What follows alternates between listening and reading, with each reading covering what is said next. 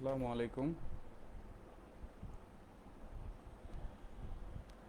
কেউ যদি লাইভে থাকেন তাহলে একটু যদি কমেন্টে জানাতেন যে ঠিক মতো শোনা যাচ্ছে কিনা, দেখা যাচ্ছে কিনা।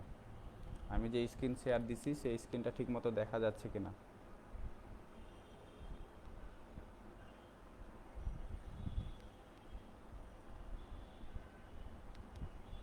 Hello, hello.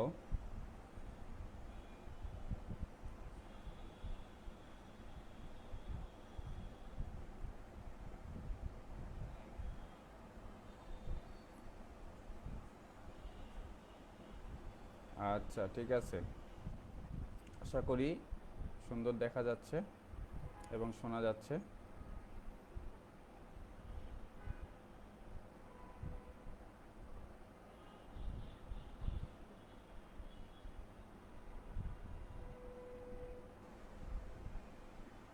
একজন বলছে শোনা যায় না, এখনো কিছু বলি নাই ভাই। শফিক ভাই বলতেছেন শোনা যাচ্ছে না। ভাই এখনো কিছু বলা শুরু করি নাই। হ্যাঁ, স্ক্রিন দেখা যাচ্ছে কিনা, স্ক্রিন।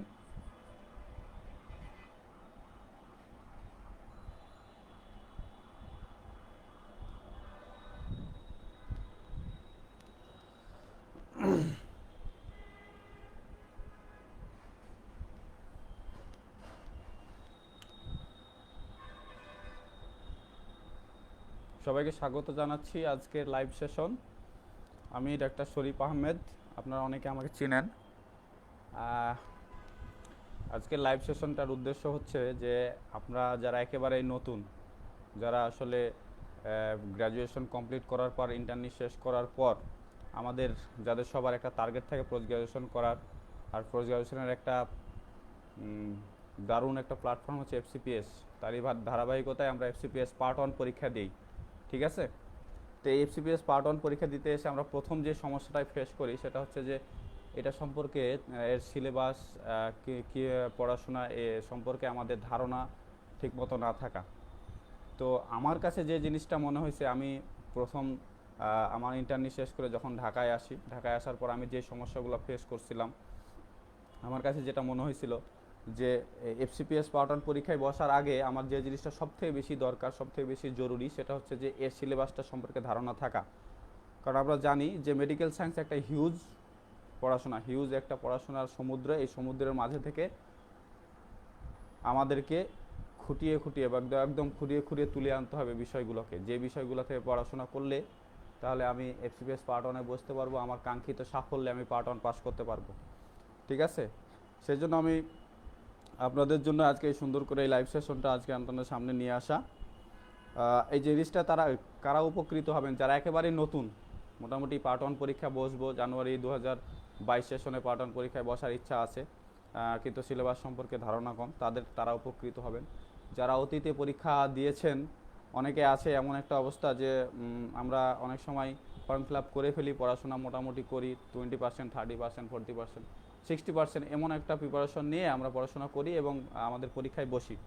হ্যাঁ, ইভেন এমনও হয়েছে যে আমি যখন ঢাকায় আসছিলাম, ঢাকা আসার পর আমি প্রথমে 2 থেকে 3 মাস আমি নিজেই ভালো করে জানতাম না যে আসলে আমার সিলেবাস কী।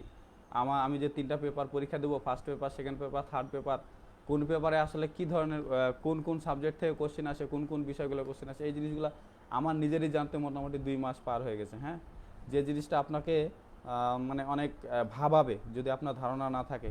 আর যদি আপনি সিলেবাসটা সম্পর্কে একটা সুন্দর ধারণা পেয়ে যান, তাহলে আপনার প্রথম যে জিনিসটা হবে সেটা হচ্ছে আপনাকে কনফিডেন্ট নিয়ে আসবে আপনার মধ্যে, যে না, ফার্স্ট পেপারে এই জায়গাগুলো থেকে কোশ্চেন আসে, আমি যদি এই জায়গাগুলো পড়ি, সুন্দরভাবে পড়াশোনা করি, তাহলে আমার ফার্স্ট পেপার মোটামুটি আমি ভালো দিতে পারবো। সেকেন্ড পেপারে এই জায়গাগুলো থেকে কোশ্চেন আসবে, এই জায়গাগুলো যদি আমি পড়াশোনা করি তাহলে আমি ভালো একটা পরীক্ষা দিতে পারবো। থার্ড পেপারে একই অবস্থা। তো ঠিক আছে, তো চলুন তাহলে আজকে আমি শুরু করি। আজকের হচ্ছে FCPS part 1 syllabus discussion and guidelines for surgery, faculty of surgery. ঠিক আছে, এখানে আমার একটা ছোট পরিচয় দিছি, যাই হোক এটা স্কেপ করবে গেলাম। প্রথমে আসি সিলেবাসে কি আছে। আপনারা জানেন যে আমাদের এফসিপিএস পার্ট 1 পরীক্ষা হয় 3 paper, first paper, second paper, third paper. হ্যাঁ, 3টা পেপারে পরীক্ষা হয়। আপনারা প্রথমে জানতে হবে যে জিনিসটা, সেটা হচ্ছে কোন পেপারে কোন কোন সাবজেক্ট থেকে কোশ্চেন আসে। হ্যাঁ, ঠিক আছে। এই যে দেখেন, ফার্স্ট পেপারে কোশ্চেন আসে অ্যানাটমি, হিস্টোলজি, এমব্রায়োলজি। তার মানে বোঝা যাচ্ছে যে অ্যানাটমি, হিস্টোলজি, এমব্রায়োলজি, অ্যানাটমি থেকে, পিওর অ্যানাটমি থেকে মোটামুটি ফার্স্ট পেপারটা কমপ্লিট করে। ঠিক আছে। সেকেন্ড পেপার টু আসে হচ্ছে ফিজিওলজি, বায়োকেমিস্ট্রি কিছু অংশ, বায়োস্ট্যাটিস্টিক্স আর ফার্মাকোলজি।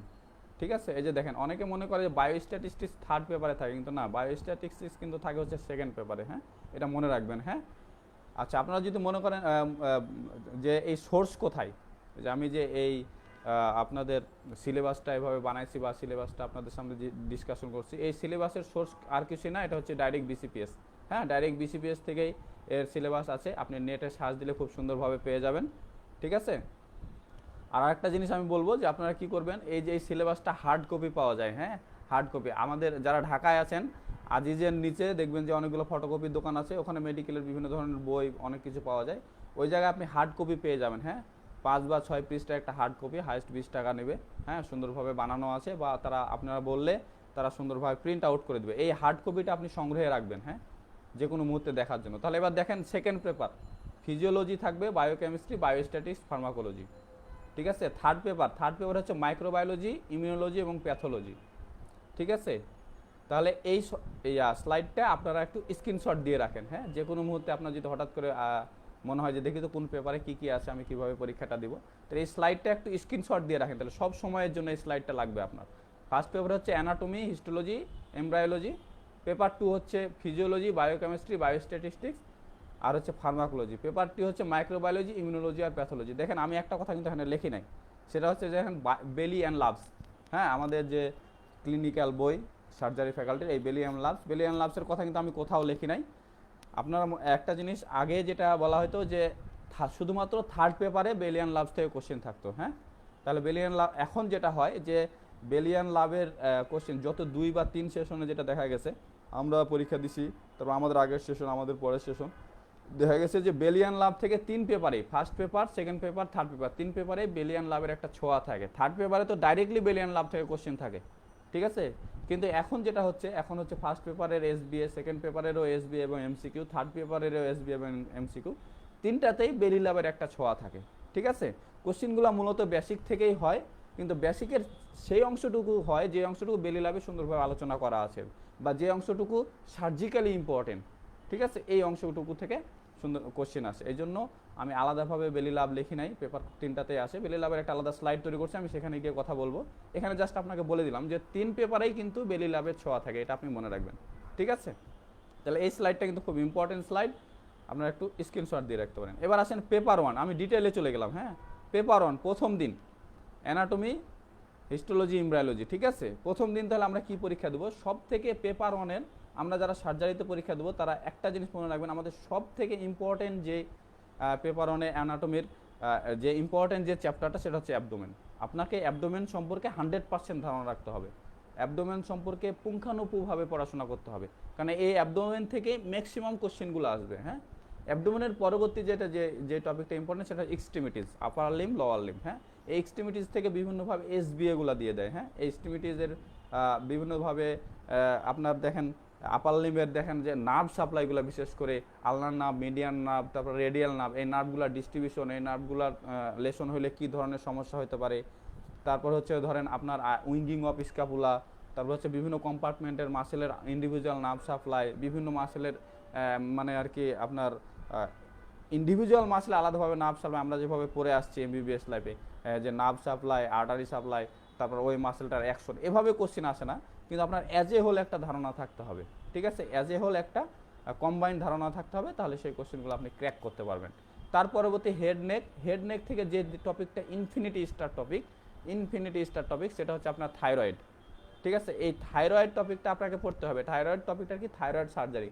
ওই যে থাইরয়েড সার্জারি করতে গিয়ে বলা হয় যে এক্সটার্নাল ল্যারেঞ্জিয়াল নার্ভের রিলেশন, তো রিকারেন্ট ল্যারেঞ্জিয়াল নার্ভের রিলেশন, এক্সটার্নাল ল্যারেঞ্জিয়াল নার্ভের আবার দুটা ব্রাঞ্চ আছে, সুপিরিয়র ল্যারেঞ্জিয়াল নার্ভের আবার দুটা ব্রাঞ্চ আছে, তার একটা এক্সটার্নাল ল্যারেঞ্জিয়াল, ইন্টারনাল ল্যারেঞ্জিয়াল। ইন্টারনালটা ভিতরের দিকে থাকে, সেটা তেমন ইনজুরি হয় না ডিউরিং সার্জারি, এক্সটার্নালটা সবথেকে বেশি ইনজুরি হয়। তারপর তখন ওখান থেকে দেখেন যে এসবিএ দেয়, একটা এসবিএ প্রত্যেকবারই অল্টারনেটিভলি থাকে। একবার যদি অ্যান্সার করেন আপনি এক্সটার্নাল ল্যারেঞ্জিয়াল নার্ভ, আরেকবার অ্যান্সার করে আসবেন দেখবেন রিকারেন্ট ল্যারেঞ্জিয়াল নার্ভ। মানে এরকম যে আপনার থাইরয়েড সার্জারি হয়েছে, হাই পিচড ভয়েস হয়েছে, মানে কম্প্রোমাইজ হয়ে গেছে, পোস্ট অপারেটিভ পিরিয়ডে আপনি দেখতেছেন এই পেশেন্টের কোন ল্যারেঞ্জিয়াল নার্ভ ইনজুরি হওয়ার সম্ভাবনা সবথেকে বেশি। তারপর আপনি থাইরয়েড সার্জারি হয়েছে, পেশেন্টের হর্সনেস অফ ভয়েস ডেভেলপ করছে, এই পেশেন্টের কোন নার্ভ করার সম্ভাবনা সবথেকে বেশি। তার মানে থাইরয়েড গ্ল্যান্ডের রিলেশনে যে নার্ভগুলো আছে, আমি বলতে চাচ্ছি প্রত্যেকটা নার্ভের ইন্ডিভিজুয়াল কিন্তু অ্যাকশন আছে, ইন্ডিভিজুয়াল অ্যাকশন বিশেষ ধরনের কাজ নিয়ন্ত্রণ করে। তাহলে এই ইন্ডিভিজুয়াল অ্যাকশন এবং বিশেষ ধরনের কাজগুলো আপনাকে একটু মানে ফলো করে পড়তে হবে। এটা একটু বেশি ফলো করে কেন পড়তে হবে, কারণ হচ্ছে এই থাইরয়েড সার্জারি থেকে কোশ্চেন প্রত্যেকবারই আসে, অল্টারনেটিভ সেশনেই থাইরয়েড সার্জারি থেকে কোশ্চেন আসে, যে কোনো এটা আপনাকে সুন্দরভাবে কিন্তু পড়তে হবে। থোরাক্স থেকে আপনার মোটামুটি কিছু কিছু জিনিস পড়তে হবে, একদম ডিটেল অত হার্ট লাং সব কিছু ডিটেলে জানার অত দরকার নাই, কিছু কিছু জিনিস পড়তে হবে। কিন্তু থোরাক্সের দেখেন যে অ্যান্টেরিয়র থোরাসিক বলে আমাদের একটা ইম্পর্টেন্ট গ্ল্যান্ড আছে, সেটা হচ্ছে ব্রেস্ট। ব্রেস্ট হচ্ছে জেনারেল সার্জারি একটা খুব প্রিয় টপিক জেনারেল সার্জনদের।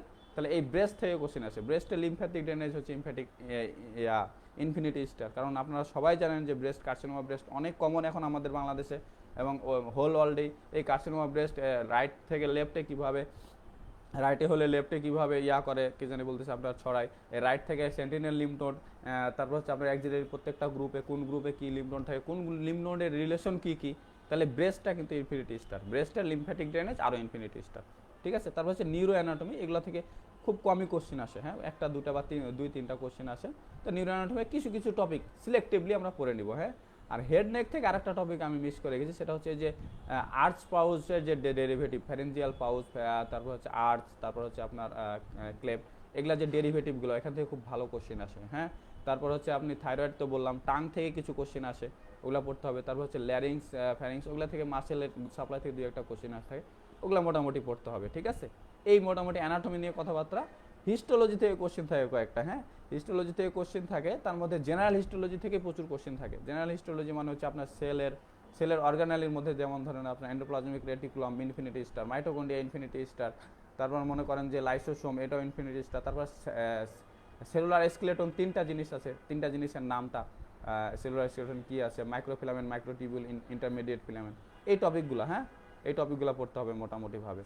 তারপর হচ্ছে আমি তারপরে চলে যাচ্ছি আপনার ওই যে সেল ডিভিশন। সেল ডিভিশনের মধ্যে মাইটোসিসটা আমাদের তেমন আসে না, মিওসিস থেকে আসে। মিওসিস থেকে ওই যে আপনার লেপ্টোটিন, জাইগোটিন, প্যাকাটিন প্রত্যেকটার ক্রাইটেরিয়া।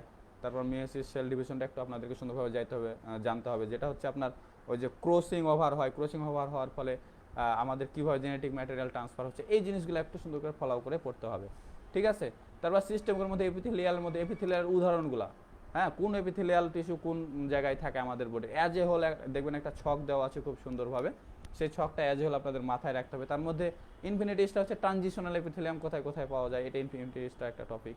তারপর দেখবেন যে জিআই ট্র্যাকের মুখ থেকে আপনাদের অ্যানাল ক্যানাল পর্যন্ত কোন কোন থাকে এপিথেলিয়াম, কিভাবে আস্তে আস্তে, যেমন ধরেন আপনার ইসোফেগাস থেকে আপনার কিন্তু একটা ইসোফেগাসের একদম স্টোমাকের সাথে লাগানো আছে, স্টোমাক ঠিক ইসোফেগাস যেখানে শেষ হলে সেখানে স্কোমাস শেষ, তারপরে স্টোমাক শুরু, সেখানে আবার হচ্ছে আপনার কলামনার। এই যে স্কোমো কলামনার জাংশন, এটা জাংশনটা খুবই ইম্পর্টেন্ট ফর কি, এখানে কি হয় ডিসপ্লাসিয়া হয়ে ক্যান্সার হয়ে একটা সম্ভাবনা থাকে, এই জায়গাগুলো ইম্পর্টেন্ট। তারপর আপনার রেসপিরেটরি ট্র্যাক্টে এরকম একটা আছে যে আপনার চেঞ্জেস এপিথেলিয়াম, এই যে জায়গাগুলোতে চেঞ্জ হয়, হঠাৎ করে চেঞ্জ হয় এক ধরনের এপিথেলিয়াম থেকে অন্য ধরনের এপিথেলিয়াম চলে আসে, এই জায়গাগুলো ইম্পর্টেন্ট।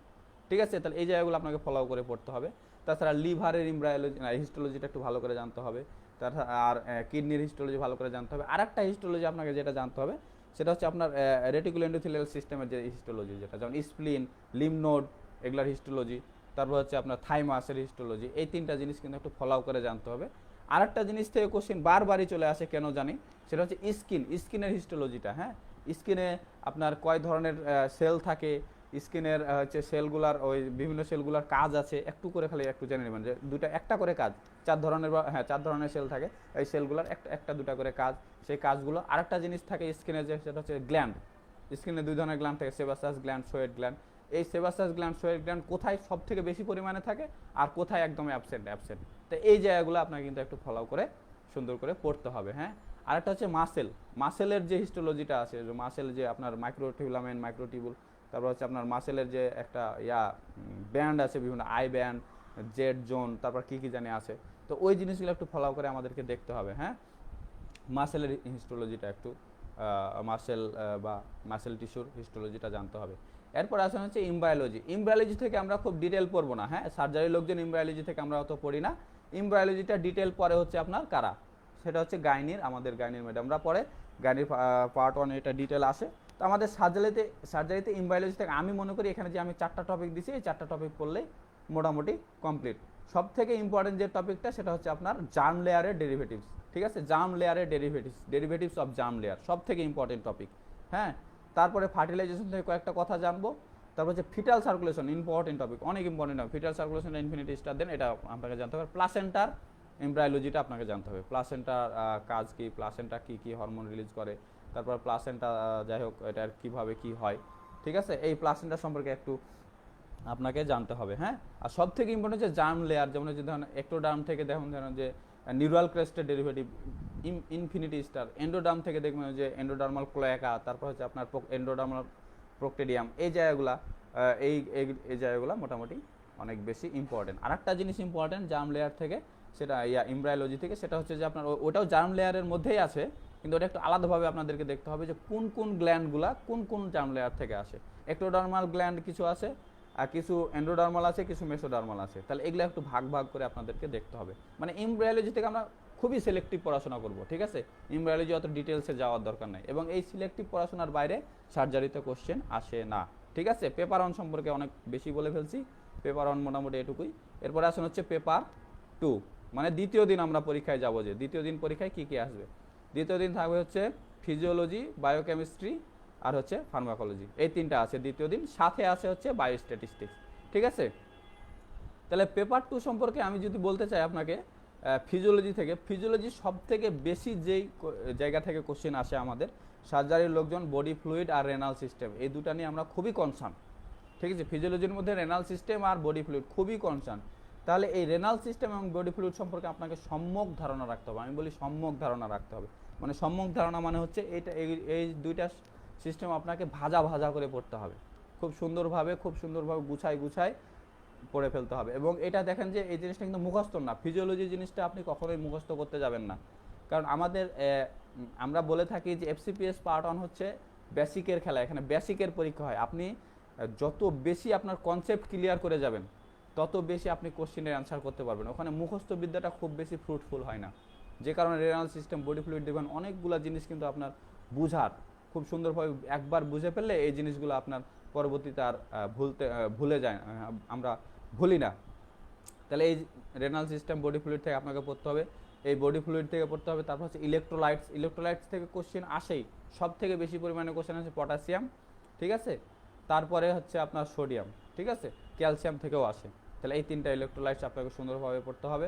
তারপর হচ্ছে ইলেকট্রোলাইটসের দেখুন যে কি আছে, ওই ইসিজি চেঞ্জ, ওই ইসিজি চেঞ্জগুলো, পটাশিয়াম হাইপোক্যালেমিয়াতে কি হয়, হাইপার ক্যালেমিয়াতে কি হয়, হাইপোক্যালসিয়ামেতে কি হয়, হাইপার ক্যালসিয়ামেতে কি হয়, তো এইগুলো জায়গা থেকে কোশ্চেন আসে। তারপর হচ্ছে আপনার acid base balance very very important, acid base balance থেকেও কোশ্চেন আসে। তার মানে রেনাল, বডি ফ্লুইড কিছুই বাদ দেওয়া যাবে না, রেনাল এবং বডি ফ্লুইডের কিছু বাদ দেওয়া যাবে না। তারপর আছেন জিআইটি থেকে সিলেক্টিভ পড়তে হবে, খুব বেশি কোশ্চেন জিআইটি থেকে আসে না, হ্যাঁ, 2-1টা কোশ্চেন আসে, এখান থেকে সিলেক্টিভ পড়তে হবে। জিআইটির হরমোনগুলা, লোকাল হরমোনস অফ জিআইটি, এটা হচ্ছে ইনফিনিটি স্টার এখানকার, মানে এটা পড়া হলে আপনার 50 to 60% জিআইটি পড়া হয়ে গেল। তারপর জিআইটি থেকে আপনার ওই যে আছে লিভারের ওখানে আছে। তারপর হচ্ছে আপনার যে যেটা শর্ট বাউল সিনড্রোমটা বেলি ল্যাব থেকে সুন্দরভাবে পড়তে আছে। তো শর্ট বাউল সিনড্রোম সম্পর্কে ফিজিওলজিতে কিছু কথা বলা আছে, যে ওখানে ডাইরেক্ট শর্ট বাউল সিনড্রোম কথাটা ইউজ করে নাই, কিন্তু ফিজিওলজিতে ওখানে বলছে কি যে আপনি যদি আইলিয়াল রিসেকশন করেন তাহলে কি কি ইফেক্ট করতে পারে, very very important, ileal resection করলে কি কি ইফেক্ট করতে পারে। তারপর হচ্ছে অ্যাবজর্পশন আর ডাইজেশন, অ্যাবজর্পশন থেকে একটু ধারণা রাখলেন, মোটামুটি একটা গ্রোস ধারণা রাখলেন, ওগুলা থেকে আসতে পারে, ঠিক আছে। এন্ডোক্রাইন সিস্টেমের যে হরমোনসের classification very very important, infinity star topic, হরমোনসের classification, steroid hormone, protein derivatives, polypeptides, তারপর হচ্ছে আপনার টাইরোসিন ডেরিভেটিভস, এগুলো হচ্ছে ইনফিনিটি স্টার টপিক, হরমোনসের ক্লাসিফিকেশন। রেসপিরেটরি সিস্টেমটা পুরোটা ডিটেল পড়তে হবে। সিবিএসটা আপনার হচ্ছে ফিজিক্স অফ ব্লাড ফ্লো, তারপর হচ্ছে আপনার ওই সিবিএস থেকে মোটামুটি, তারপর হচ্ছে আপনার ব্লাডের ফিজিওলজি, তারপর হচ্ছে আপনার ওই যে আরও কিছু ব্লাড প্রেশারের ফিজিওলজি আছে, ব্লাড প্রেশার রেগুলেশন মেকানিজম, তারপর হচ্ছে আরও মানে ফিজিক্স অফ ব্লাড ফ্লো বলে অনেকগুলো চলে আসে, ঠিক আছে, এই জিনিসগুলো সবগুলোই পড়তে হবে। কার্ডিয়াক আউটপুট থেকে শুরু করে আপনার পেরিফেরাল রেজিস্ট্যান্স থেকে শুরু করে সবই মোটামুটি, হ্যাঁ, ফিজিক্স অফ ব্লাড ফ্লোর মধ্যে যা যা আছে ওই জিনিসগুলো একটু ডিটেল করতে হবে। নার্ভাস সিস্টেম থেকে আপনার কোশ্চেন আসে, কিছু টপিক আছে যে টপিকগুলো খুবই ভালো ইম্পর্টেন্ট টপিক, নার্ভ ফাইবার, তারপর হচ্ছে আপনার নিউরনের ক্লাসিফিকেশন। নার্ভ ফাইবার বললে অনেক কিছু চলে আসে এর মধ্যে, নার্ভ ফাইবার থেকে সব কিছু পড়তে হবে। তারপর ধরেন যে এই নার্ভাস সিস্টেম থেকে একটা কোশ্চেন মোটামুটি মাঝে বাউন্ড সিকোয়েড সিনড্রোম, হ্যাঁ, স্পাইনাল কর্ড সেকশন হলে যেটা হয়, এই জিনিসগুলো মোটামুটি আপনাকে একটু ফলো করে দেখে যেতে হবে। আজকে সিলেবাস ডিসকাশন তো সাজেশন দিচ্ছি না তেমন, যে কারণে একটু তাড়াহুড়া করে বলে যাচ্ছি। সিলেবাসটা আজকে ফুল আপনাদের ধারণায় নিয়ে আসাটাই আমার মেইন উদ্দেশ্য, ঠিক আছে। পরবর্তীতে আপনারা যদি চান, আপনারা হয়, আমাদেরও এই উদ্দেশ্য আছে, সেটা হচ্ছে আমরা ইন্ডিভিজুয়াল সাবজেক্ট ওয়াইজ, যেমন ফিজিওলজির জন্য একদিন আধা ঘন্টা বা 1 ঘন্টা, যেমন আপনার বায়োকেমিস্ট্রিদের একদিন, তারপর হচ্ছে অ্যানাটমির জন্য একদিন, এভাবে আলাদা আলাদা সাবজেক্ট ওয়াইজ 3টা বা 4টা আমরা লাইভ সেশন করে আপনারা জানুয়ারি 2023 যারা পরীক্ষা দিবেন তাদের জন্য আমরা একটা সাজেশন ক্লাস তো বলা যায় না, জাস্ট একটা লাইভ সেশন আমরা নিতে চাই। কারণ হচ্ছে আমি একটা কথা বলতে যাচ্ছি ভাই, আপনারা মনে করবেন যে এখানে আপনারা যে করতেছেন, আপনারা কি অনেক বেশি পণ্ডিত ব্যক্তি বা আপনারা কি অনেক বেশি মহাজ্ঞানী কিনা। না, আসলে আমি মহাজ্ঞানী না ভাই, বা আমরা কেউই মহাজ্ঞানী নাই। মহাজ্ঞানী হয়ে আপনি, আমাদের এক স্যার পড়াইতো বায়োকেমিস্ট্রি, পড়ানোর সময় বলতো যে আপনি শুধুমাত্র বায়োকেমিস্ট্রি যদি পড়েন অনেক বেশি, তাহলে আপনি বায়োকেমিস্ট্রির জাহাজ হইতে পারবেন, কিন্তু আপনার পার্ট 1 হবে না। আপনাকে বেছে বেছে সেই জায়গাটুকুই পড়তে হবে যে জায়গাটুকু থেকে পার্ট 1 কোশ্চেন আসে। সেই কারণে আমি বলতে চাচ্ছি ভাই, আমি মহাজ্ঞানী না, তবে আমি যেহেতু এই রাস্তাতে হেঁটে আসছি, আমি রাস্তাটা চিনি। আমি সহ আমরা যে কয়জন আছি, আমরা মোটামুটিভাবে রাস্তাটা চিনি, এবং এই রাস্তাটা আপনাদেরকে সুন্দরভাবে আমরা দেখাই দিতে চাই। আপনারা এই রাস্তা দিয়ে আপনারা যদি হাঁটেন, আমরা যেই সমস্যাগুলো ফেস করছি, আমরা যে সমস্যাগুলো ফিল করছি, সেই সমস্যাগুলো আমরা তো জানি, আমরা রিসেন্টলি ফিল করে আসছি। এই সমস্যাগুলো আপনাদের সাথে তুলে ধরে, আপনাদের সামনে তুলে ধরে আপনাদেরকে যদি আমরা কোনোভাবে সেই সমস্যাগুলোর সমাধান মোটামুটিভাবে দিতে পারি, এবং সেটাতে আপনারা যদি 5 থেকে 10 জন উপকৃত হন, তাহলে আমরা আমাদেরকে নিজেদেরকে মনে করবো যে আমাদের ভবিষ্যৎ পরবর্তীতে যারা আসতেছেন এই সার্জারি পার্ট 1 পাস করে আবার পার্ট 2 পড়াশোনা করবেন, আমাদেরই সাথে আপনারা থাকবেন, তাহলে যদি আপনারা উপকৃত হন, তাহলে আমাদের এখানেই সার্থকতা, ঠিক আছে। আরেকটা কারণ আছে যে এগুলো আপনারা কেন করতেছেন, আপনাদের লাভ কি? অনেক তো কোচিং আছে, অনেক কিছু আছে। আমার কাছে মনে হয় এটা আমাদের লাভ কি ভাইয়া, সবাই লাভে দৌড়ায়, আমিও আমার লাভে দৌড়াচ্ছি। আমার কাছে মনে হচ্ছে আমার এটা লাভ কি, কারণ হচ্ছে আপনি যখন পার্ট 1 পাস করে ফেলবেন তখন বুঝে যাবেন, যখন আপনি পার্ট 2তে ঢুকবেন, ট্রেনিংয়ে ঢুকবেন, বা আপনি কোনো কোর্সে ঢুকবেন রেসিডেন্সিতে, তখন দেখবেন যে ঘরে বসে আপনার শুধু ওই এমবিবিএস লাইফে যেভাবে পড়াশোনা করছে আইটেমের জন্য, টার্মের জন্য, বা আমার ইয়ার জন্য, কি যেন বলতেছে, প্রফের জন্য, এখন এইভাবে আর পড়াশোনাটা হবে, এখানে হবে না। এখানে পড়াশোনাটা হবে কি, আপনি হাঁটতে হাঁটতে পড়তেছেন, ক্যান্টিনে খাইতে খাইতে পড়তেছেন, কারোর সাথে আলোচনা করতে করতে পড়তেছেন। তো আপনাদেরকে আমি এই জিনিসটা করাইতে আমাদেরও লাভটা কি হচ্ছে, আমরা ওই যে বেলি লাভটা একটু উল্টাচ্ছি, আমরা বেসিকটা একটু উল্টাচ্ছি, আমরা নিজেরাও একটু পড়াশোনা করতেছি, আবার আপনাদেরকেও একটু বলতেছি এভাবে পড়েন, এই জায়গাটা এভাবে পড়লে সব থেকে উপকার হবে। এই যে শেয়ারিং, মানে কথা হচ্ছে লার্নিং থ্রু শেয়ারিং, আমরাও শিখতেছি, সাথে আপনাদের উপকার করতেছি, এটাই আমাদের লাভ, এবং এটাই আমরা চাচ্ছি, ঠিক আছে। তো ঠিক অনেক কথাই বলে ফেললাম, আবার চলে আসে আমাদের পেপার 2। তাহলে বলছিলাম ফিজিওলজি, মোটামুটি নার্ভাস সিস্টেম কিছু কিছু অংশ আপনাদেরকে বলছি, ওগুলো থেকে কোশ্চেন আসে, নার্ভাস সিস্টেমটা একটু পড়তে হবে। তারপর হচ্ছে বায়োকেমিস্ট্রি থেকে সিলেক্টিভ কয়েকটা টপিক, ঠিক আছে। এই যে বডি ফ্লুইড, ইলেকট্রোলাইট আর অ্যাসিড বেস, এই দুটো তো আমি, এই 3টা ফিজিওলজি বায়োকেমিস্ট্রি আপনি যার মধ্যেই ধরেন না কেন, এই 3টা তো পড়ছেন, বলতে হবে অনেক বেশি ইম্পর্টেন্ট। তার মধ্যে সোল বায়োকেমিস্ট্রি থেকে আমাদের 3টা টপিক শুধু পড়তে হবে। মেটাবলিজমের কিছু কিছু জায়গা, পুরো মেটাবলিজম একদম ডিটেলস না, আর হচ্ছে আপনার ভিটামিনস, মিনারেলস, এই 3টা টপিক বলে আমাদের বায়োকেমিস্ট্রি মোটামুটি সেট, ঠিক আছে। বলা হয় যে মেটাবলিজম, ভিটামিনস আর মিনারেলস, এই 3টা থেকে শুধুমাত্র বায়োকেমিস্ট্রি থেকে কোশ্চেন থাকে, হ্যাঁ। বাকি যেটা body fluid, electrolyte, acid base, ওগুলা ফিজিওলজির অংশ ধরেন, আর বায়োকেমিস্ট্রির অংশ ধরেন, ওগুলা থেকে তো কোশ্চেন অনেক বেশি পরিমাণেই থাকে, হ্যাঁ। তাহলে বায়োকেমিস্ট্রি থেকে এই 3টা topic, metabolism, vitamins and minerals. আর হচ্ছে ফার্মাকোলজিতে জেনারেল অংশটা থেকে খুব বেশি কোশ্চেন আসে না, মোটামুটি 2-1টা টপিক থেকে কোশ্চেন আসে, যে 2-1টা টপিক মধ্যে আছে ধরেন আপনার ওই যে হাফ লাইফ থেকে কোশ্চেন আসে, তারপর হচ্ছে লিভার আছে inducer, hepatic enzyme inducer, hepatic enzyme inhibitor, ওই উদাহরণগুলো থেকে কিছু কোশ্চেন আসে। তারপর হচ্ছে আপনার ওই যে drug action, mechanism of action, কোথায় কোথায় কাজ করে, ওই জায়গাগুলো থেকে একটু কোশ্চেন আসে। আরেকটা জায়গা থেকে কোশ্চেন আসে যে আপনার টেরাটোজেনিক ড্রাগ কী আছে, এই জায়গাগুলো থেকে মোটামুটি কোশ্চেন আসে। তারপর হচ্ছে যে এরকম কিছু কিছু জায়গায় আমরা যদি সিলেক্টিভলি পড়ি, তো জেনারেল অংশটা মোটামুটি শেষ হয়ে যায়। ঠিক আছে। আর যে অংশগুলো থেকে অবশ্যই অবশ্যই আমাদেরকে জানতে হবে সেটা হচ্ছে অ্যান্টিবায়োটিক্স। আমরা জানি সার্জিক্যাল পেশেন্ট অ্যান্টিবায়োটিক ইউজ করে না এমন কোনো সার্জিক্যাল পেশেন্ট নাই, তাহলে অ্যান্টিবায়োটিক্স জানতেই হবে। মানে অ্যান্টিবায়োটিক্সে প্রত্যেকবারে কোশ্চেন থাকবেই, এবারও ছিল, গত জুলাই 2021-এও কিন্তু অ্যান্টিবায়োটিক থেকে কোশ্চেন ছিল। তারপরে অ্যানাস্থেটিক্স ইনফিনিটি স্টার, অ্যানাস্থেটিক্স জানতেই হবে আপনাকে, ঠিক আছে। অ্যানালজেসিক্স এটাও ইনফিনিটি স্টার। আর হচ্ছে রেনাল ফার্মাকোলজি, মানে রেনাল সিস্টেমটা একটা বললাম না আমাদের সার্জারির সাথে ওতপ্রোতভাবে জড়িত, যে কারণে renal physiology, renal pharmacology, renal প্যাথোলজিও মোটামুটিভাবে জানতে হবে, ঠিক আছে। তাহলে রেনাল ফার্মাকোলজি এগুলো হচ্ছে আপনাদেরকে অবশ্যই অবশ্যই ফার্মাকোলজি থেকে জেনে যেতে হবে, এই জায়গাগুলো থেকে কোশ্চেন আসে। হ্যাঁ, এর বাইরে আরও কিছু অনেক বড় বড় টপিক আছে ফার্মাকোলজির ইম্পর্টেন্ট, কিন্তু সেগুলো থেকে আমাদের সার্জারিতে তেমন কোনো কোশ্চেন আসে না, ঠিক আছে। মানে সার্জারি থেকে ফার্মাকোলজির এই যে আমি যে কয়েকটা দিছি, জেনারেল থেকে কিছু, অ্যান্টিবায়োটিক, অ্যানাস্থেটিক, অ্যানালজেসিক আর রেনাল ফার্মাকোলজি, ঠিক আছে। এই কয়েকটা জিনিস আপনি মোটামুটি পড়বেন, তাহলে আপনার মোটামুটি হয়ে যাবে।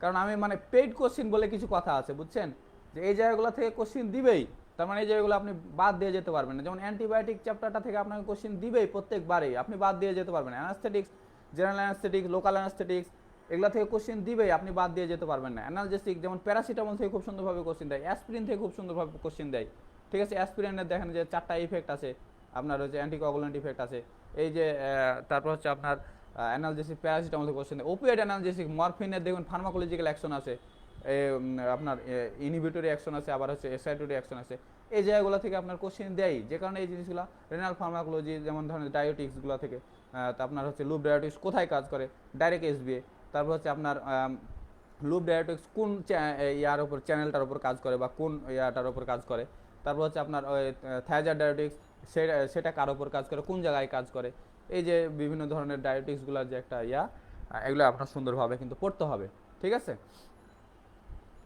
তাহলে ফার্মাকোলজি সম্পর্কে পেপার 2 সম্পর্কে কথা মোটামুটি এটুকুই। পেপার 2 বাকি ছিল কি, বায়োস্ট্যাটিক্স, মনে রাখবেন বায়োস্ট্যাটিক্সটা বাকি রাখছি কিন্তু, ঠিক আছে।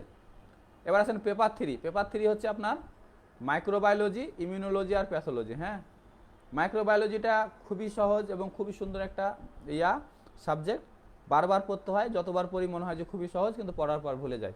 তাহলে কি করতে হবে, মাইক্রোবায়োলজি থেকে সিলেক্টিভ যে জায়গাগুলো থেকে কোশ্চেন আসে, যেমন জেনারেল ব্যাকটেরিওলজি খুব সুন্দর কোশ্চেন আসে, স্টেরিলাইজেশন থেকে প্রত্যেকবারই কোশ্চেন আসে জেনারেল ব্যাকটেরিওলজি, তাহলে স্টেরিলাইজেশন ব্যাকটেরিয়ার গঠন থেকে কোশ্চেন আছে। তারপর হচ্ছে এই মেডিকেল ইম্পর্টেন্ট ব্যাকটেরিয়ার ক্লাসিফিকেশন একটা আছে, অক্সিজেন রিকোয়ারমেন্ট অনুযায়ী প্রত্যেকবারই প্রায় কোশ্চেন আসে। এক্সোটক্সিন, এন্ডোটক্সিন বৈশিষ্ট্য কী কী প্রত্যেকবারই কোশ্চেন আসে প্রায় মোটামুটি। তারপর হচ্ছে এক্সোটক্সিন, এন্ডোটক্সিনের উদাহরণ, এক্সোটক্সিন কোন কোন ব্যাকটেরিয়া এগুলোর উদাহরণ। হ্যাঁ, প্রথমে যেটা বললাম যে স্টেরিলাইজেশন, জুলাই 2021 কোশ্চেন আসছিল যে হচ্ছে আপনার কোশ্চেনটাতে কী জানি ছিল, যাই হোক ওই যে আপনার সিরিঞ্জ, প্লাস্টিক সিরিঞ্জের গায়ে আমরা সারা জীবন প্লাস্টিক সিরিঞ্জ ইউজ করি, আর গায়ে কোনো সময় দেখি নাই যে প্লাস্টিক সিরিঞ্জ কী দিয়ে স্টেরিলাইজ করা হয়। প্লাস্টিক সিরিঞ্জ, এটা হচ্ছে জুলাই 2021 দিয়ে অনের কোশ্চেন। যাবতীয় প্যাকেটজাত দ্রব্য, মানে প্লাস্টিক সিরিঞ্জ থেকে শুরু করে ক্যাথেটার, ক্যানুলা, যেগুলো প্যাকেটের মধ্যে থাকে আর কি, আমরা ইউজ করি সে সবগুলো হচ্ছে ইথিলিন গ্লাইকল আর হচ্ছে গামা রেডিয়েশন। এখানে গামা রেডিয়েশন অপশনে ছিল না, ইথিলিন গ্লাইকল ছিল, কিন্তু এসবিএ যদি হয় গামা রেডিয়েশন, ইথিলিন গ্লাইকল দুটাই থাকে, তাহলে ইন্টারন্যাশনালি অ্যাকসেপ্টেবল হচ্ছে গামা রেডিয়েশন, কিন্তু বাংলাদেশেটা আমরা যেহেতু একটু গরিব, আমরা ইথিলিন গ্লাইকল দিয়ে করি। হ্যাঁ, তাহলে বাংলাদেশের যাবতীয় প্লাস্টিক যেগুলো আমরা ইউজ করি, যাবতীয় প্যাকেটজাত দ্রব্য যেগুলো আমরা ইউজ করি, সেগুলো সব হচ্ছে ইথিলিন গ্লাইকল। তাহলে অ্যান্সারটা ছিল কিন্তু ইথিলিন গ্লাইকল, ঠিক আছে। এই যে প্রত্যেকবারেই। তারপর স্কিন প্রিপারেশনে কি কি আমরা ব্যবহার করি, কি কি কেমিক্যালস ব্যবহার করি, স্কিন প্রিপারেশন, তাই কত সহজ কোশ্চেন। তার মানে এখান থেকে 2টা কোশ্চেন ছিল এবার স্টেরিলাইজেশন থেকে, ঠিক আছে। তারপর আছেন হচ্ছে জেনারেল ব্যাকটেরিওলজি মোটামুটি বললাম। তারপর আছেন সিস্টেমিক ব্যাকটেরিওলজি, ব্যাকটেরিয়া ধরে ধরে পড়তে হবে। Staphylococcus very important, streptococcus very important, mycobacterium tuberculosis very important. তারপর হচ্ছে আপনার চলে আসতেছে টিপোনেমা প্যালিডাম ভেরি ইম্পর্টেন্ট, লেপ্রোসিটাও মাঝে মধ্যে চলে আসে। তারপর লাস্টের দিকে আরও 2-1টা আছে, কি জানি, আপনার ক্লামাইডিয়া থেকে কি ডিজিজ করে, এটা বারবার চলে আসে। তারপর হচ্ছে রিকেটসিয়া কি ডিজিজ করে, বারবার চলে আসে। এদিকে চলে আসেন গনোরিয়া, তারপর হচ্ছে আরও এদিকে চলে আসেন যে স্যালমোনেলা শিগেলা ডায়রিয়া যে করে, কি ধরনের ডায়রিয়া করে, এগুলো মোটামুটি একটু পড়তে হবে আপনাকে। হ্যাঁ, তারপর হচ্ছে ভাইরোলজি থেকে অনেক বেশি কোশ্চেন থাকে, সিস্টেমিক ভাইরোলজিটা একটু পড়ে নেবেন। আর হচ্ছে সিস্টেমিকের পর আসে হচ্ছে আপনার জেনারেল ভাইরোলজিটা একটু পড়ে নেবেন। তারপর আসে সিস্টেমিক ভাইরোলজিতে ডিএনএ ভাইরাসের কী কী আছে, যে হার্পিস 1, 2, এরকম হার্পিস 8, তারপর হচ্ছে আস্তে আস্তে চলে আসতেছে আপনার পোলিও ভাইরাসের দিকে, এদিকে আস্তে আস্তে এবার RNA virus, influenza, measles, mumps এগুলো থেকে একটু জানতে হবে। এরপরে যেটা টপিক থেকে বারবারই কোশ্চেন আসে সেটা হচ্ছে এইচআইভি আর হচ্ছে হেপাটাইটিস, এগুলো থেকে বারবার কোশ্চেন আসে, এগুলো আপনি যে দেখে নিতে হবে। ওখানে আরেকটা টপিক আছে ইনক্লুশন বডি কী জিনিস, কোন কোন ভাইরাসে ইনক্লুশন বডি পাওয়া যায়, এগুলো থেকে কোশ্চেন আসে।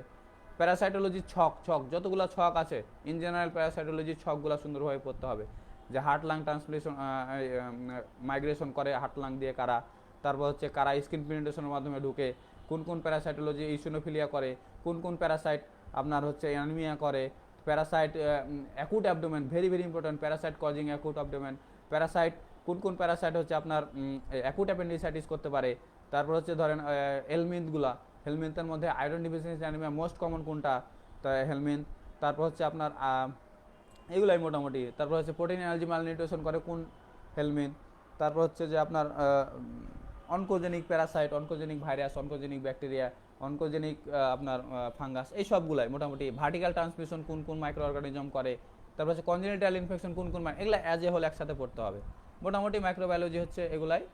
তারপরে আসেন হচ্ছে ইমিউনোলজি মোটামুটি অ্যাকোয়ার্ড, ইনেট ইমিউনিটি, কমপ্লিমেন্টগুলো ইনফিনিটি স্টার, তারপর হচ্ছে আরেকটা হচ্ছে আপনার ইমিউনোগ্লোবিনসগুলো, ইমিউনোগ্লোবিন এম আর জি, এই দুটো বায়োলজিক্যাল অ্যাকশন ইনফিনিটি স্টার।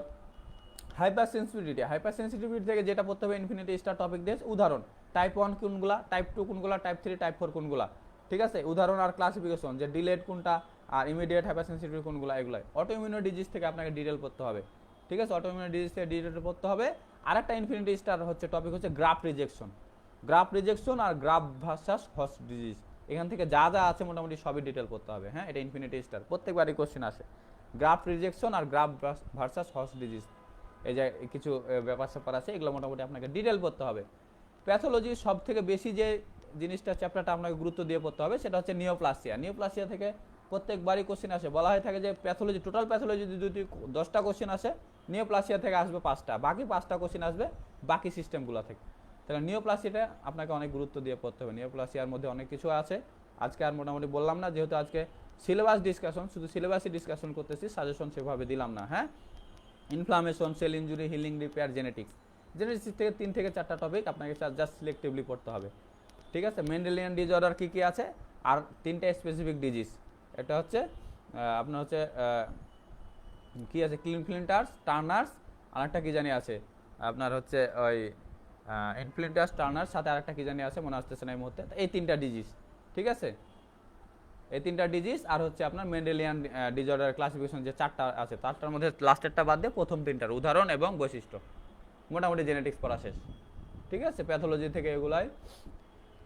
এরপরে আসতেছে হচ্ছে আপনার বায়োস্ট্যাটিস্টিক্স। পেপার 2তে বায়োস্ট্যাট থেকে কোশ্চেন থাকে, পেপার 2তে বলছিলাম আমি। হ্যাঁ, পেপার 2তে বায়োস্ট্যাট থেকে মোটামুটি কোশ্চেন থাকে। বায়োস্ট্যাট আপনাকে মোটামুটি পুরো অ্যাজ এ হোল একটা ধারণা নিতে হবে। হ্যাঁ, বায়োস্ট্যাট থেকে এই জিনিসগুলো ভ্যারিয়েবল পড়বেন, ডাটা ক্লাসিফিকেশন, ডাটার বিভিন্ন ক্লাসিফিকেশন, কোয়ালিটেটিভ, কোয়ান্টিটেটিভ, অনেকগুলো স্টাডি ডিজাইন আছে, কোয়ালিটেটিভ স্টাডি, কোয়ান্টিটেটিভ, তারপর হচ্ছে আপনার ক্রস সেকশন, অনেকগুলো স্টাডি আছে, ক্রস সেকশনাল, লঙ্গিটিউডিনাল, তারপর আছে কোহর্ট স্টাডি, তারপর আছে হচ্ছে সবথেকে বেশি যে র্যান্ডমাইজ কন্ট্রোল ট্রায়াল, যেগুলো এগুলা। তো এগুলা থেকে কোশ্চেনটা কীভাবে আসে, এসবি আকারে আসে, আবার এমসিকিউ চলে আসে, ঠিক আছে। তো এসবিটা কেমন আছে, যে একটা আপনার অনেকগুলো ডাটা দেবে খুব সুন্দরভাবে, এভাবে এই কাজ করলেন, আপনি শাহবাগ মরে গেলেন, গিয়ে এতজন ব্যক্তির মধ্যে এই পরীক্ষাটা করলেন, করে এরকম করলেন, করে একটা ডিসিশনে আসলেন, তাহলে এটা কী টাইপের স্টাডি, তাহলে প্রত্যেকটা স্টাডি সম্পর্কে আপনাকে একটা ধারণা রাখতে হবে, ঠিক আছে। একটা স্টাডির ডিজাইন সুন্দরভাবে দিয়ে দিবে, দিয়ে বলবে এটা কী ধরনের স্টাডি করছেন আপনি, ঠিক আছে। তাহলে এই কোশ্চেন, তাহলে এই স্টাডি থেকে এভাবে কোশ্চেন আছে।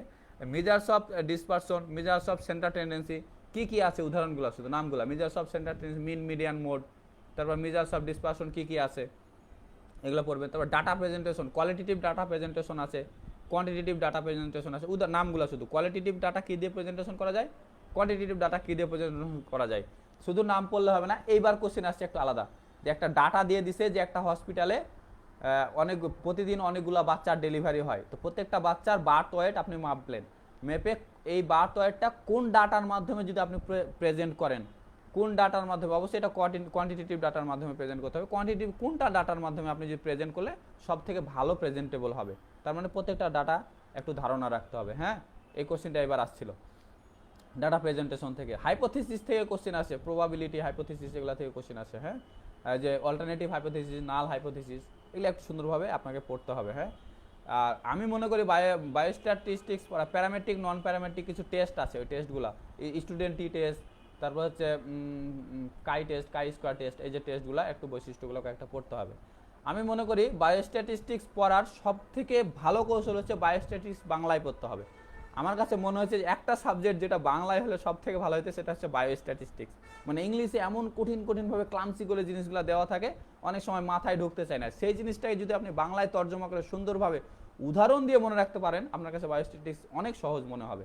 ঠিক আছে, তাহলে এখান থেকে মেডিসিনের কোশ্চেন অনেক বেশি আছে, 6টা বা 7টা কোশ্চেন চলে আসে অনেক সময়। আমাদের সার্জারি একটা ভালো ভাগ্য হলো কোশ্চেন আসে খুব কম, 2টা থেকে 3টা কোশ্চেন আসে। হ্যাঁ, 2টা কোশ্চেন থাকে ম্যাক্সিমাম টাইমই, স্ট্যান্ডার্ড কোশ্চেনের হলে 2টা কোশ্চেন থাকে। হ্যাঁ, তাহলে এই 2টা কোশ্চেনও কিন্তু ইম্পর্টেন্ট, আপনি বায়োস্ট্যাটিক্স ছেড়ে যেতে পারবেন না। কি কারণে ইম্পর্টেন্ট?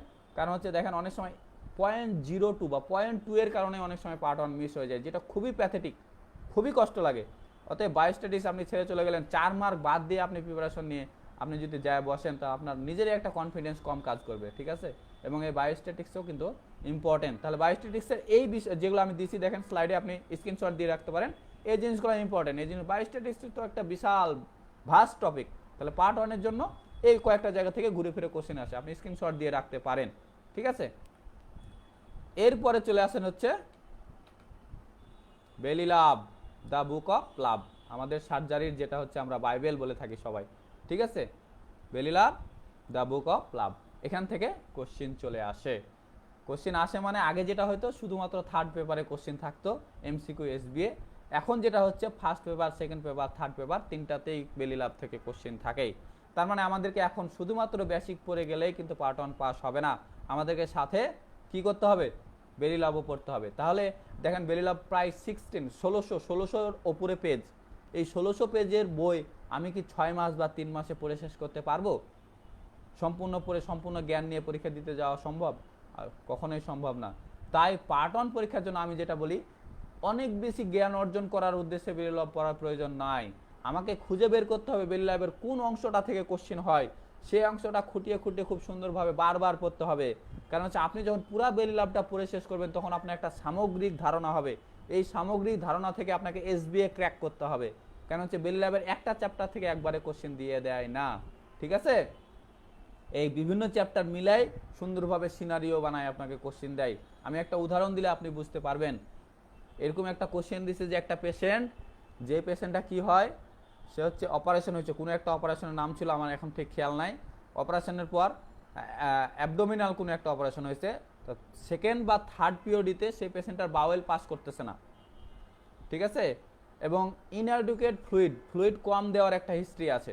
হ্যাঁ, ইনঅ্যাডিকুয়েট ফ্লুইড ইনটেকের হিস্ট্রি আছে, পেশেন্টার বাওয়েল পাস করতেছে না এবং অ্যাবডোমিনাল ডিস্টেনশন ডেভেলপ করছে। দেখেন কত সুন্দর একটা সিনারিও। হ্যাঁ, তাহলে এই পেশেন্টের কি ডায়াগনোসিস কি আমাদের, এটা কোশ্চেন ছিল না কিন্তু। তাহলে এখন আমার মাথায় ডায়াগনোসিস নিয়ে আসতে হবে। ডায়াগনোসিস কি? Paralytic ileus, post operative paralytic ileus develop করছে। এই পোস্ট অপারেটিভ প্যারালাইটিক আইলিয়াস ডেভেলপের কারণ কি? কারণ তো বিভিন্ন রকম হতে পারে, হাইপোক্যালেমিয়া, হাইপারক্যালেমিক, আরও বিভিন্ন কারণে থাকতে পারে। ঠিক আছে, তো এখন এটা দিয়ে বলছে এই পেশেন্টের ল্যাবরেটরি ইনভেস্টিগেশন করে ইসিজিতে পাওয়া গেছে কিউটি প্রলং।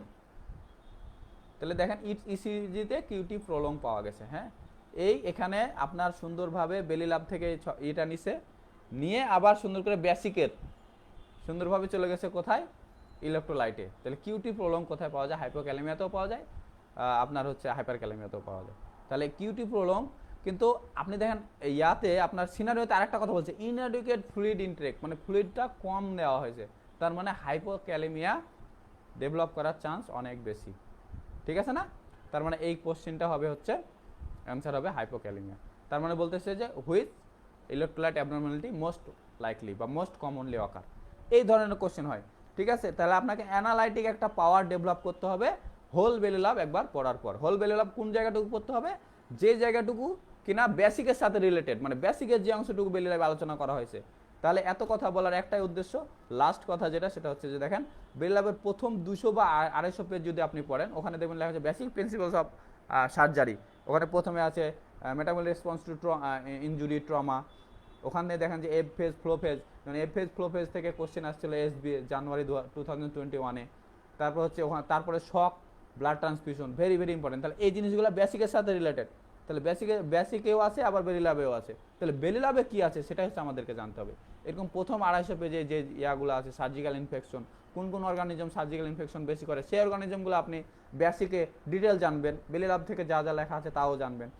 ঠিক আছে, তাহলে এই জিনিসগুলো ইম্পর্টেন্ট। তাহলে প্রথম কথা হচ্ছে ইম্পর্টেন্ট প্রথম 250 পেজ, প্রথম 250 পেজ মোটামুটি ডিটেল পড়া লাগে। ঠিক আছে, তারপরে ইম্পর্টেন্ট হচ্ছে সিস্টেম ওয়াইজ মোটামুটি দেখুন, যেমন যারা অ্যাবডোমেনে ঢুকে গেলেন, অ্যাবডোমেনের অ্যানাটমি কিছু কথা বলা আছে, যদিও বেলি ল্যাবের অ্যানাটমির জন্য আলাদা একটা বই আছে মোটা, সার্জিক্যাল অ্যানাটমি বেলি ল্যাব। তো কিন্তু এখানেও অ্যানাটমির ব্যাপারে কিছু কিছু কথা বলা আছে। সেই সার্জিক্যাল অ্যানাটমির মোটা বইটা এখন লাগে না, পার্ট 1 পাস করে পার্ট 2তে যখন যাবেন তখন লাগবে। ঠিক আছে, কিন্তু এখন এই বেলি ল্যাবে অ্যানাটমি সম্পর্কে কিছু কী বলা আছে, ফিজিওলজি সম্পর্কে কয়েকটা কথা বলা থাকে। ঠিক আছে, এই জিনিসগুলো তখন আমি খুঁটে খুঁটে পড়তে হবে। তাহলে যেটা করতে হবে, আমরা অলরেডি গ্রুপে একটা কাজ করা শুরু করে দিয়েছি, সেটা হচ্ছে দেখবেন যে আমরা হচ্ছে সিস্টেম ওয়াইজ বিভিন্ন চ্যাপ্টার ওয়াইজ বেলি ল্যাবের ছবি তুলে তুলে, দাগানো বেলি ল্যাবের ছবি তুলে তুলে আপনাদের দেওয়া শুরু করছি। ঠিক আছে, তাহলে ওই দাগানো বেলি ল্যাবের যে অংশটুকু দাগানো আছে দেখবেন যে খুবই অল্প অংশ দাগানো আছে, কোনো কোনো চ্যাপ্টারে দেখবেন যে খুবই অল্প অংশ দেখানো আছে, কোনো কোনো চ্যাপ্টারে একদম পুরো ডিটেল আর দাগানো আছে। ঠিক আছে, তাহলে যে এই দাগানো অংশগুলো আপনাকে খুব সুন্দরভাবে পড়তে হবে এবং বুঝতে হবে। ঠিক আছে, আমরা অলরেডি শুরু করছি আপলোড দেওয়া, এবং আরও প্রতিদিনই প্রায় 1-2টা করে চ্যাপ্টার আপলোড দিতে দিতে আমরা মোটামুটি 1 মাস বা 2 মাসের মধ্যে আপলোড দিয়ে শেষ করে দেবো। ঠিক আছে, তো আপনারা ওই দাগানো অংশ ওই বইগুলো দেখে আপনি সুন্দরভাবে দাগাই নেবেন। আরেকটা জিনিস করলে ভালো হয়, সেটা হচ্ছে যে আমরা যেটা করছিলাম সেটা হচ্ছে 10টা বা 12টা ক্লাসে বেলি ল্যাব পার্ট 1-এ কোশ্চেন কোন কোন জায়গাগুলো থেকে আসে সেই যে সুন্দরভাবে যদি পড়িয়ে সাথে সাথে দাগাই দেওয়া হয়, সেটা সবথেকে বেশি ফ্রুটফুল হয়। ঠিক আছে, আমরা যার কাছে পড়ছিলাম উনি খুব সুন্দরভাবে আমাদেরকে পড়ায় দিত এবং গল্প আকারে বলে দিত, তারপর বলতো এই অংশটুকু এই কথাটা লেখা আছে, সুন্দর করে দাগাই নাও। ঠিক আছে, এইভাবেই আমরা আমাদের বইটা পার্ট 1-এ প্রিপেয়ার করছিলাম। ঠিক আছে, তার মানে আপনাকে বেলি ল্যাব কিন্তু পড়তে হবে, তবে ভয়ের কিছুই না। এই 2 মাস বা 3 মাস বা 1 মাস এবং বেলি ল্যাবটা দাগানোর ফলে এমন একটা কনসাইজ বেলি ল্যাব হবে আপনার পার্ট 1-এর জন্য, আপনি লাস্টে 1 দিন বা 2 দিন বা 3 দিনেও কিন্তু বেলি ল্যাব শেষ করতে পারবেন। এবং সবার লাস্টে আপনি পরীক্ষার আগের দিনও চাইলে একবার বেলি ল্যাবের যে অংশগুলো আপনি দাগা রাখছেন, যে অংশগুলো পড়ে রাখছেন, সেই অংশগুলো একবার চোখ বুলাই দিয়ে যেতে পারবেন। ঠিক আছে, তাহলে এটা হচ্ছে আপনার হচ্ছে বেলি ল্যাব করার কৌশল। ঠিক আছে, বেলি ল্যাব থেকে আর কয়েকটা কথা, সেটা হচ্ছে যে এই পাশে যে 4টা চ্যাপ্টারের নাম দিছি, এই 4টা চ্যাপ্টার আপনি ইনফিনিটি স্টার দেন। Perioperative care, nutrition, fluid therapy, anaesthesia, pain relief, trauma, এই 4টা চ্যাপ্টার ইনফিনিটি স্টার দিয়ে আপনি একটা আপনার বইয়ে দাগা রাখতে পারেন। একটু সাজেশন দিলাম, কারণ হচ্ছে এই 4টা চ্যাপ্টার থেকে আপনার কোশ্চেন আসেই। নিউট্রিশন ফ্লুইড থেরাপি থেকে আমি দেখছি যে একবার 2টা বা 3টা কোশ্চেনও ছিল। চ্যাপ্টারটা অনেক ছোট, ভয়ের কিছু না, দেখবেন যে অনেক ছোট, মাত্র কয়েকটা পেজ পড়লে আপনার এই চ্যাপ্টার হয়ে যাচ্ছে, কিন্তু অনেক কোশ্চেন। অ্যানাস্থেসিয়া, পেন রিলিফ থেকে অনেকবার কোশ্চেন আছে। বার্ন ড্রেসিংয়ে আমাদের জানুয়ারি 2021 বার্ন ড্রেসিংয়ে কোন অ্যানাস্থেসিক ইউজ করা হয়, কেটামিন, এটাই এসবিএ ছিল। পেন রিলিফ যেটা বললাম, অ্যানালজেসিক কী কী ইউজ করি মোটামুটি। ঠিক আছে, ট্রমা চ্যাপ্টার থেকে যে ক্রাশ সিনড্রোম থেকে কোশ্চেন হয়, হ্যাঁ ক্রাশ সিনড্রোম থেকে কোশ্চেন, র‍্যাবডোমাইলাইসিস হয়ে গিয়ে হাইপারক্যালেমিয়া ডেভেলপ করে, এই কোশ্চেনটাই ছিল একবার, যে ক্রাশ সিনড্রোম 6 ঘন্টা পর আপনার কাছে আসছে, এসে আপনি আরও কিছু আগাড়া বাগাড়া কথা দিয়ে বলছে যে এই পেশেন্টের ইলেকট্রোলাইট অ্যাবনর্মালিটি মোস্ট লাইকলি হওয়ার কোনটা সম্ভাবনা। ঠিক আছে, হাইপারক্যালেমিয়া, এরকম ধরনের ট্রমা থেকে কোশ্চেন আসে। ট্রমাতে কম্পার্টমেন্ট সিনড্রোম, আরও কী কী জানে আছে, ওগুলো মোটামুটি জায়গা থেকে কোশ্চেন আসে। মোটামুটি আমি শেষে চলে আসছি, বেলি ল্যাব মোটামুটি শেষ। এরপরে আসেন আমাদের 3 পেপারে কী কী কোশ্চেন আছে সেটা জানলাম। এবার আসেন হচ্ছে আমাদের জানুয়ারি 2021 থেকে যেটা চেঞ্জ করা হয়েছে, যে আমাদের মার্কিং সিস্টেমটা কি, 3 পেপারেই মার্কিং সিস্টেমটা কি আপনারা এটা জানেন। তারপর আমি একটু আপনাদের মনে করাই দেওয়ার জন্য এটা জাস্ট বলতেছি, যে সেটা হচ্ছে আমরা জানি যে এখন কি 25টা এসবিএ থাকে আর 25টা এমসিকিউ থাকে। 25টা এসবিএ 25 দুগুণে 50 মার্ক, 25টা এমসিকিউ 25 দুগুণে 50 মার্ক, এভাবে 100 মার্ক, 100 3 পেপারে 300 মার্কের পরীক্ষা হয়। ঠিক আছে, যারা একেবারে বিগিনার নতুন তারা এটা জেনে নেন, আর যারা আগে থেকে পরীক্ষা দিচ্ছেন বা যারা পুরাতন তারা তো সবাই জানেনি। আগে আস্তে আস্তে কম ছিল, 5টা ছিল, 10টা ছিল, 10টা থেকে একবারে 25টায় চলে গেছে, 15টা ছিল, 15টা থেকে একবারে 25টায় চলে গেছে। ঠিক আছে, তাহলে এরকম থাকে আর কি, যে 25টা এসবিএ। এখন কথা হচ্ছে যে তাহলে আমাদের কিন্তু গেম চেঞ্জার হিসাবে কাজ করবে কিন্তু এসবিএ। ঠিক আছে, এমসিকিউ মোটামুটি একটা গড়ে মার্ক পাওয়া যায়, আপনারা জানেন যে 70%। মার্কিং সিস্টেমে আমি আর একটু কথা বলে দিই, সেটা হচ্ছে যে আমাকে কমপক্ষে 70% মার্ক পাইতে হবে ইন্ডিভিজুয়াল সাবজেক্টেই, 3টা সাবজেক্টেই 70%-এর উপরে পাইতে হবে। তবে একটু কনসিডারেশন আছে, যে কোনো একটা সাবজেক্টে আপনি যদি একটা মাত্র সাবজেক্টে, দুটা সাবজেক্টে যদি 70%-এর উপর থাকে আর একটাতে যদি 65% থাকে বা তার উপরে থাকে, অন্য একটা সাবজেক্ট ধরে কোনোটা 75 বা 80 পেয়ে গেলেন, ওই সাবজেক্টের মার্কটা একটা সাবজেক্টকে টেনে নিয়ে যাবে, কিন্তু একটার ওপরে না, একটা সাবজেক্ট এবং কমপক্ষে 65 থাকতে হবে। প্রথম কথা হচ্ছে 3টা সাবজেক্টেই 70% থাকতে হবে। একটা সাবজেক্ট কনসিডারেবল, সেটা হচ্ছে 65 বা তার উপরে থাকলেও চলবে, কিন্তু অন্য একটা সাবজেক্টে 75 বা তার উপরে থাকতে হবে, তাহলে আপনি পাস করতে পারবেন। আর দ্বিতীয় কথা বললাম যে এসবিএ। এসবিএ হচ্ছে কি, এটা হচ্ছে একটা আপনার গেম চেঞ্জার।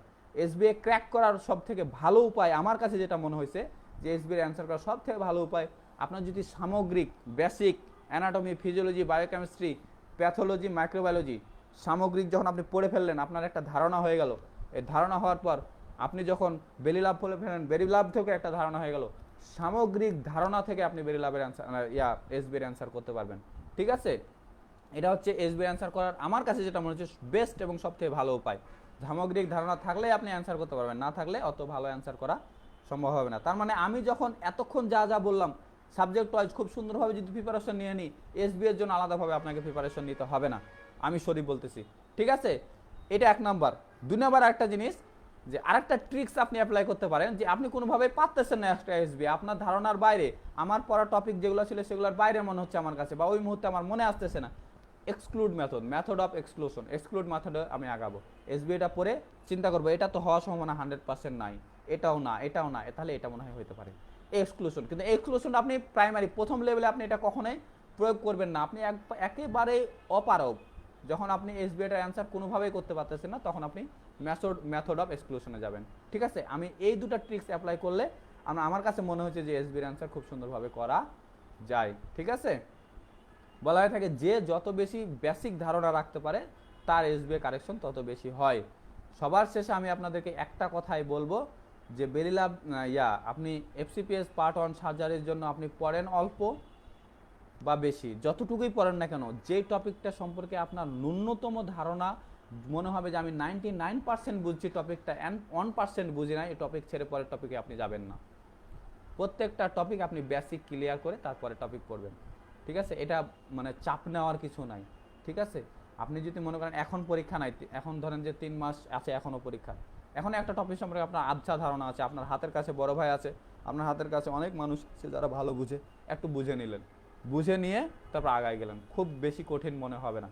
ঠিক আছে, কারণ যখন আপনি বুঝে বুঝে বেসিকটা এনরিচ করতে থাকবেন, ততই আপনার পার্ট 1 পরীক্ষায় পাসের চান্স অনেক বেশি বেড়ে যাবে। এই জন্য বলি যে বেসিক না ক্লিয়ার করে পার্ট 1 পরীক্ষায় বসাটা আসলে বুদ্ধিমানের কাজ হবে না।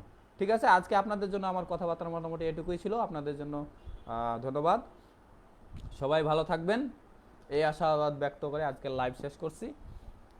আসসালামু আলাইকুম।